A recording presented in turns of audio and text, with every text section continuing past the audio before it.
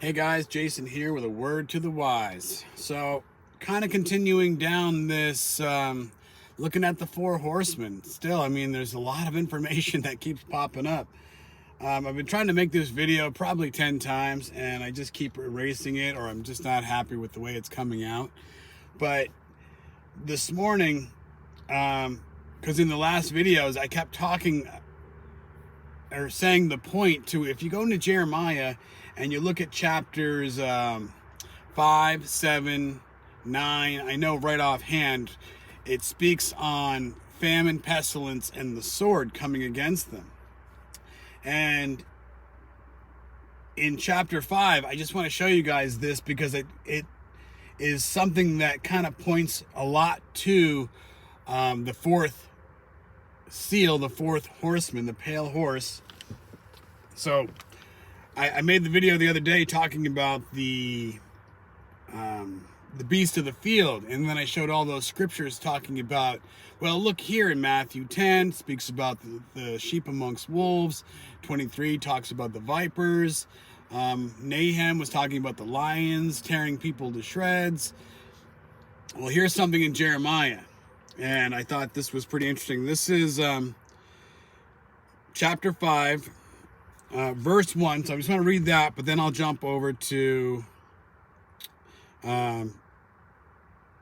verse 6. So check this. So the title is Jerusalem Refuses to Repent. Run to and fro through the streets of Jerusalem. Look and take note. Search her squares to see if you can find any man who does justice and seeks truth, that I may pardon her. Now go down to verse 6. Therefore a lion from the forest shall strike them down. A wolf from the desert shall devastate them. A leopard is watching their cities. Everyone who goes out of them shall be torn in pieces, because their transgressions are many. Their apostasies are great. See this also in Jeremiah chapter 5, verses 11, which also speaks on the famine and the sword.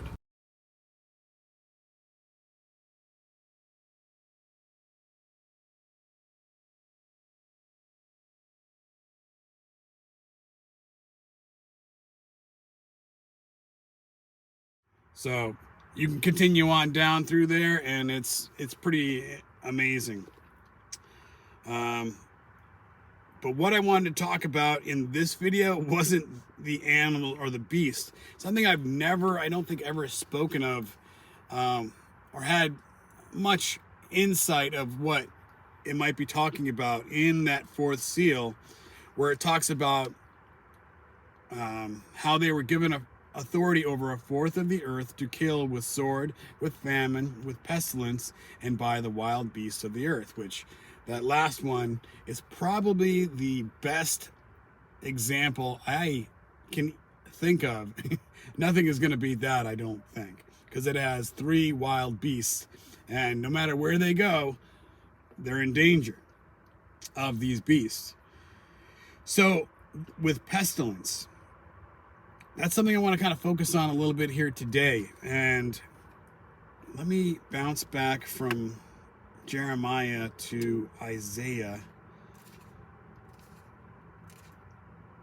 In the very first chapter. So let me hit that real quick before I continue on my point here. If you go into Revelation and you see what the trumpets are bringing, you see what the bowls are bringing, you see Mystery Babylon, the lady who rides the beast. You get the 2 beasts. You know, if you're looking at the wild beast of the earth, well, look also at chapter 13, the first beast out of the sea, the second beast out of the earth. You can see a little bit more, I think, what it's speaking of. If you're looking at chapter 9, it talks about Apollyon, but also the pit with the smoke that rises up, and then the scorpions come out. Are those scorpions some sort of a demonic presence that is possible to inhabit man and cause them to go astray, to, you know, run amok, run wild, not have any sense left in them, almost like zombies? You know, everybody talks about the zombie apocalypse, Well, if you look at the movie The Exorcist, it's supposed to be based on somewhat events.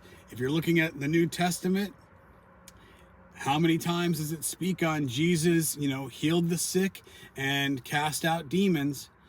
And there was the boy that threw himself in the fire. There was the man in the chains on the island, I don't know where the island or where that land was, but where he was inhabited by legion because there were many.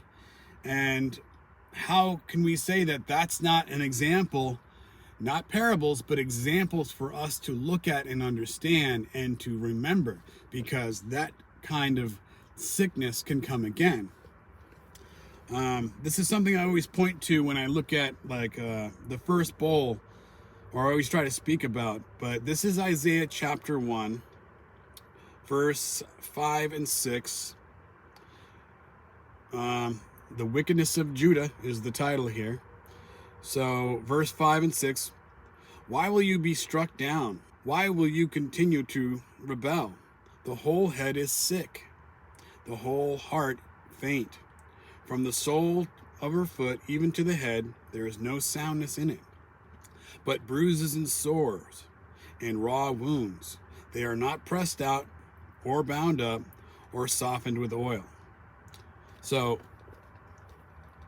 they're not literally saying that. I don't think it's literally saying that they are covered with bruises and sores and they look like some sort of, somebody just came back from war. I think it's saying because of their sicknesses have made them ugly, more internally looking than that. So I wondered always if that was what's being spoken in the first bowl. Those who partook in the mark get a sore because now they're made ugly because they have done this to themselves. They've taken the sickness, the sin upon themselves. But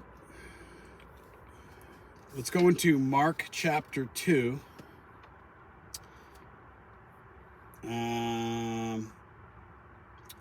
16 and 17. And the scribes and the Pharisees, when they saw him eating with sinners and tax collectors, said to his disciples, why does he eat with tax collectors and sinners? And when Jesus heard it, he said to them, those who are well have no need of a physician, but those who are sick, I came not to call righteous, but sinners, comparing them to sick people. And again, if you go into Matthew 24, it doesn't say anything about any kind of a sickness coming on man, that's going to eradicate cities as some sort of a plague. But again, he warns, first and foremost in verse 4, and Jesus answered them, see that no one leads you astray, for many will come in my name, saying, I am Christ, and they will lead many astray. Verse 11, and many false prophets will arise and lead many astray. And then it goes down to verse 14, and the gospel of the kingdom will be proclaimed throughout the whole world as a testimony to all nations, and then the end will come, when you see the abomination of desolation. So here again, I don't know if I put this in that last video, but seeing a lot of where that star came from, the 5-pointed and the 4 or the 6-pointed, and looking at their beliefs in mysticism, and that's what's kind of sweeping the earth. Watching those Marvel movies, they had the 6 or 7 stones, and they match up color-wise, I think, identically to the the chakras, from head to bowels, whatever that lower portion is. And then you go up, and then there's the tree of life in the, with the 10 points with 22 paths. Looking at Buddhist, I was at a Five Below store the other day, and I'm just walking around, and you just see the things they sell in that store, and I'm just like, wow, this is just young mysticism central. They give you, I was looking at their books, and their books were all about healing stones and finding your inner you, and meditation and chakras and all that stuff. And it's just looking at the t-shirts on the wall and looking at the toys and looking, it's just all over the store. I'm like, wow, this is almost like it's intentional. And they sell it at a discount. You could say, well, it's a discount store and these are probably things that people don't want, but it's just interesting how the store is just full of that kind of stuff. You go to the malls and you can find all that kind of stuff too. You'll find Hindu and Buddhists and what have you. But I'll leave it at that. I think that these are points that you can kind of look at where the sickness doesn't seem to be some sort of a worldwide plague or something like we've been through the last 3 years, what they say. Seeing how all these things can break out in our towns and cities, and how it was supposedly, released from China, what have you, some sort of a thing during these war times. If, they hit the wrong facility and, oh, guess what you guys just released by tearing down this wall? You guys did this unto yourselves, and now you have to be cleared for public access, and there's only one thing that allows you to now go safely into stores. Not to say that, our weak borders and who could be coming into our country at any time. And, Biden hasn't gone to the borders, but he'll fly over to a war-torn area in an airplane, safe and sound, to go over there and shake hands with those over there, right? In the timepiece land. Just saying. I'll leave it at that. Just a word of the wise, guys. Like I said, not a prophet, not a scholar. I just look into the word. I want to share, keep these kinds of ideas a little bit outside the box, I know some people might say, but at the same time, it also makes a lot of sense. If there is supposed to be pestilence, what is that pestilence, and where is it spoken of in the Bible at all? There has to be something. I'm sure they don't have a word for viruses or germs, but they're not taking out towns either. So, just a word of the wise.